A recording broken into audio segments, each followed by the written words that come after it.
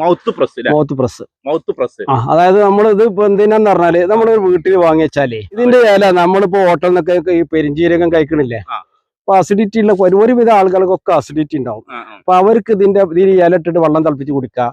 പിന്നെ അതുപോലെ ഇത് 2 ഇല തിന്നാൻ മതി.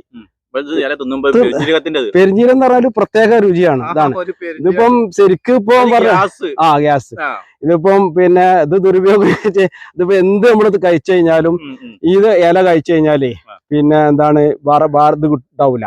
അപ്പൊ ആൾക്കാരെ മണം വരൂല, അതിന്റെ മണം വരുള്ളൂ, സ്മെല്ല് ഉണ്ടാവില്ല. അപ്പൊ അതാ ഞാൻ പറഞ്ഞത്. അതായത് ഇപ്പൊ ആൾക്കാർ വല്ല സ്മെല്ല് മാറും. ഇപ്പൊ നമ്മളിപ്പോ സാധാരണ നമ്മള് മത്തി മീൻ ചില ചക്ക നിന്നാലൊക്കെ ഒരു സ്മെല്ല് ഉണ്ടാവില്ല. ആ സ്മെല്ല് ഉണ്ടാവില്ല ഇത് കഴിച്ചാൽ. ഇതിന്റെ ഇല അടിച്ചെന്നാൽ ആ സ്മെല്ലേ വരുള്ളൂ. അപ്പൊ നമ്മളെ എവിടേക്കൊക്കെ പോണ സമയത്ത് പിന്നെ ചില ആൾക്കാർ എല്ലാവർക്കും അപ്പൊ എല്ലാ തരിപ്പ് എന്ന് പറഞ്ഞാൽ ഭയങ്കര സംഭവം തന്നെയാണ്. ഇതിങ്ങനെ ശരിക്കും ഒന്നുമില്ല. ഇത് വിഷം അടിക്കല് നമ്മള് ഇങ്ങനെ തിന്നെടുത്താൽ മതി. കാരണം നമ്മള് തിന്നെടുത്താൽ ആരും കഴിച്ച് തിന്നു കഴിഞ്ഞാൽ നമുക്ക് അസിഡിറ്റി ഉണ്ടാവില്ല, ഗ്യാസ് ട്രബിളിന്റെ അസുഖം ഉണ്ടാവില്ല. അപ്പൊ ഇത് നല്ലൊരു എരും പുളിപ്പൊക്കെ ഒക്കെ ഉണ്ട്. ഇതുണ്ടാവും. ചെറിയ കായ ഉണ്ടല്ലേ? അല്ല, അത് വിത്താണ്. ഇതിന്റെ വിത്താണ്.